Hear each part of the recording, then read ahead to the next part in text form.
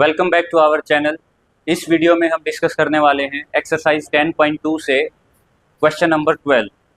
Question number 12 में क्या बोला गया है कि एक ट्राइंगल ए बी सी है, एक ट्राइंगल है ए बी सी, उसको ड्रॉ किया गया to circumscribe a circle of radius 4 centimetre. एक सर्कल है 4 सेंटीमीटर रेडियस के साथ, उसको सर्कमस्क्राइब करने के लिए, सर्कमस्क्राइब मतलब कि उसको कंप्लीटली इस तरीके से अपने अंदर समाएगा वो दूसरी आकृति, दूसरी इमेज, उसको इस तरीके से कि वो उसको टच करे, बिल्कुल पूरा पूरा अपने अंदर फिट कर ले, तो उसको बोलते हैं सर्कमस्क्राइब करना। यहाँ पे ट्राइंगल के अंदर सर्कल है तो हम क्या बोलेंगे कि ये ट्राइंगल ने सर्कमस्क्राइब किया है इस सर्कल को, और सर्कल को इस तरीके से है ये सर्कल इसके अंदर कि ये इसको इसकी साइड्स पे टच कर रहा है, यानी कि पूरा पूरा इसके अंदर आया हुआ है, ना तो ज़्यादा है ना कम है, बिल्कुल परफेक्टली इसके अंदर आया हुआ है। ठीक है, तो उसको बोलते हैं सर्कमस्क्राइब। अगर मान लो सर्कल के अंदर ट्राइंगल होता तो फिर क्या बोलते कि सर्कल ने सर्कमस्क्राइब किया है ट्राइंगल को। अब यहाँ पे ट्राइंगल ने सर्कमस्क्राइब किया है सर्कल को। Such that the segments BD and DC, इस प्रकार की जो सेगमेंट्स हैं BD और DC, पहले उसने BD का जिक्र किया है फिर DC का, of into which BC is divided by the point of contact D। Point of contact क्या है? D, जिसने BC को डिवाइड कर दिया है दो सेगमेंट्स में, BD और DC में। Are of length 8 centimetre and 6 centimetre respectively. Respectively का मतलब है जिसका पहले जिक्र हुआ, पहले इसका जिक्र हुआ तो ये 8 है और ये 6 सेंटीमीटर है। फिर उसके बाद कहता है find the sides AB and AC। AB और AC जो साइड्स हैं इस ट्राइंगल की, AB और AC, AB एंड AC, ये आपको फाइंड आउट करनी है। ठीक है, तो क्वेश्चन में क्या बोला गया है कि एक ट्राइंगल है जो सर्कमस्क्राइब कर रहा है किसी सर्कल को, उस सर्कल की रेडियस है 4 सेंटीमीटर और ये पॉइंट ऑफ कांटेक्ट है D, जो इस BC लाइन को दो पार्ट्स में डिवाइड करता है, दो सेगमेंट्स में। एक का नाम जो DB है वो है 8 सेंटीमीटर और जो DC है वो है 6 सेंटीमीटर। हमें इन बची हुई दो साइड्स को के बारे में बताना है कि इनकी लेंथ कितनी होगी। ठीक है, इसकी तो हमें पता ही चल गई, 8 और 6 14 सेंटीमीटर होगी इसकी। इन दो के बारे में हमें बताना, तो ये है स्टेटमेंट। अब इसके लिए हम जो जो चीज़ें हमें पता है चैप्टर में से वही चीज़ें हमें अप्लाई करनी है। सबसे पहले थ्योरम वन क्या कहती है? जो रेडियस होती है वो पॉइंट ऑफ कांटेक्ट पे क्या होती है? परपेंडिकुलर होती है। ठीक है, तो हमने ये चीज़ अप्लाई की, फिर देखा भाई पॉइंट ऑफ कांटेक्ट और भी है इसमें, एक पॉइंट ऑफ कांटेक्ट ये है, तो इनका नाम दिया हमने इसी सीक्वेंस में DEF, ये नाम दिया। यहाँ से भी फिर क्या ड्रॉ की हमने अपनी रेडियस, ये भी इस पे परपेंडिकुलर है और ये भी इस पे परपेंडिकुलर है। ठीक है, फिर हमने चेक किया क्या इसके बाद हम किसी तरीके से इन साइड्स को सोल्व कर सकते हैं, तो देखा कि नहीं, अभी जो है कंस्ट्रक्शन कम है, कुछ ना कुछ और चीज़ें ऐड करनी पड़ेंगी।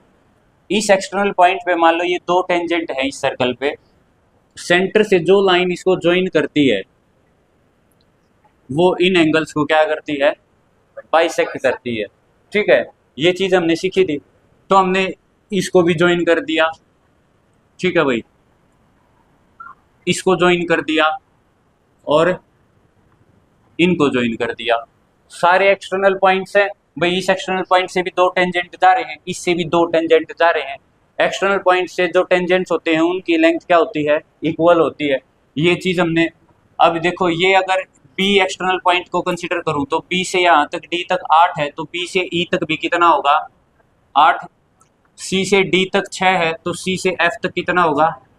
6।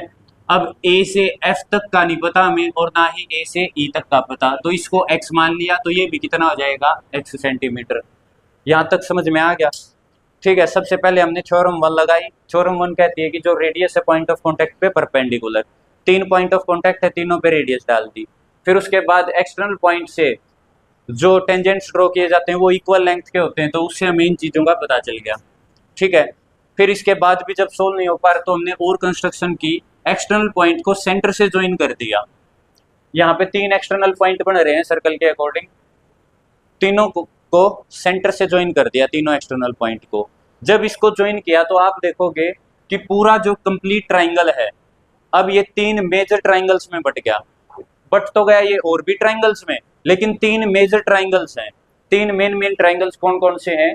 एक तो हो गया BOA या AOB बोलो आप, ये हो गया ए ओ बी, ये वाला हो गया ट्राइंगल यहाँ से यहाँ तक, ठीक है। इन दो से मिलके एक मेजर ट्राइंगल ये बन गया, एक ट्राइंगल ये बन गया ओ सी ओ बी, ये बन गया एक, फिर एक ट्राइंगल सी ओ ए, ये बन गया एक ट्राइंगल। तो तीन मेजर ट्राइंगल्स में पूरा पूरा जो है ये डिवाइड हो गया बड़ा ट्राइंगल, तीन मेन ट्राइंगल्स में, ठीक है। अब यहीं पे क्वेश्चन सिंप्लीफाई हो जाएगा, यही मेन चीज है इस क्वेश्चन में, कंस्ट्रक्शन ही मेन चीज है। ये कंस्ट्रक्शन होने के बाद हमें पता चल गया तीन ट्राइंगल्स में ये डिवाइड हो गया। अब अगर इन तीनों ट्राइंगल्स का एरिया निकाल लूं तो एरिया आसानी से निकाल सकता हूं मैं इनका, क्योंकि चीजें अवेलेबल हैं सारी। नीचे से 6 और 8 सेंटीमीटर अगर मैं इस ट्राइंगल की बात करूं तो मेरे पास बेस भी है और हाइट भी है, ठीक है। इसी प्रकार यहाँ भी ये बेस हो जाएगा कंप्लीट, और ये जो इसकी रेडियस है ये हाइट हो जाएगी। इसी प्रकार यहाँ पे x + 6 बेस और रेडियस हाइट होगी। तो तीनों ट्राइंगल्स का एरिया निकाल के तीनों को ऐड कर दूंगा मैं, और कंप्लीट ट्राइंगल के इक्वल पुट कर दूंगा। तो कंप्लीट ट्राइंगल का एरिया निकाला मैंने हीरोन्स फॉर्मूला पुट किया इसमें। पहले सेमी पेरीमीटर निकालोगे, सारी साइड्स को ऐड करके 2 से डिवाइड करोगे, ठीक है। तो s s minus a s minus b s minus c, Heron's formula का यूज करके कंप्लीट बड़े ट्राइंगल का एरिया निकाला। फिर एक एक करके इन तीनों ट्राइंगल्स का एरिया निकाला। इन तीनों ट्राइंगल्स का जो एरिया आएगा वो आएगा ये, एक ट्राइंगल का ये आएगा, एक का ये और एक का ये। इन तीनों को ऐड करके इसके इक्वल पुट किया। फिर यहाँ पे ये रूट में वैल्यू थी, इसको एज इट इज रखा। दोनों तरफ हमने जब इसको सिंप्लीफाई किया, ये आया 4x + 56, दोनों तरफ स्क्वायर किया, स्क्वायर से रूट कैंसिल आउट हुई। उसके बाद ये आया, फिर a + b से इसको का स्क्वायर से इसको ओपन किया, a + b का होल स्क्वायर लगा के जब इसको ओपन किया तो हमारे पास ये इक्वेशन इस प्रकार से बन गई। सेम वेरिएबल को सेम वेरिएबल्स में से सब्ट्रैक्ट किया, ठीक है। अब उसके बाद हमारे पास क्या आया, 32x² + 224x - 3136 = 0, ये वैल्यू आ गई हमारे पास। अब इसके बाद ये 16 वाला स्टेप तो बाद का है, ठीक है। जब आप इसको सिंप्लीफाई करोगे तो आपके पास ये वाली वैल्यू आ जाएगी 32x² + 224x + 3136 = 0। अब आपने देखा ये ज़्यादा बड़ी स्टेटमेंट है, ठीक है, कैलकुलेशन आसान नहीं होगी।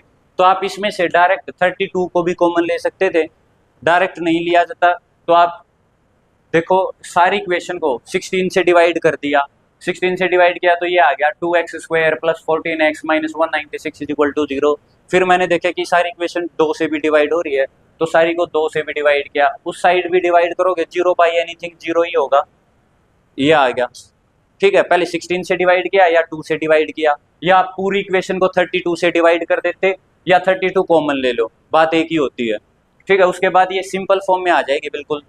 अब इसको फैक्टराइज कर दो, 7x को मैंने 14x - 7x के रूप में फैक्टराइज किया। यहाँ से x की 2 वैल्यू आ गई, x की -14 और +7, साइड नेगेटिव हो नहीं सकती तो ये कट गया। x की वैल्यू आ गई 7, x इसे मानना था, ये 7 है तो पूरी साइड AC कितनी होगी, 7 और 6 13 सेंटीमीटर। अब x ये है, AB साइड कितनी हो जाएगी, 7 और 8 15 सेंटीमीटर। तो ये इसका आंसर हो जाएगा। आया समझ में, बोलो, ठीक है। तो ये था, वो स्टेटमेंट्स वगैरह अपनी लिख लेना, समझा दिया, ठीक है, आ गया समझ में।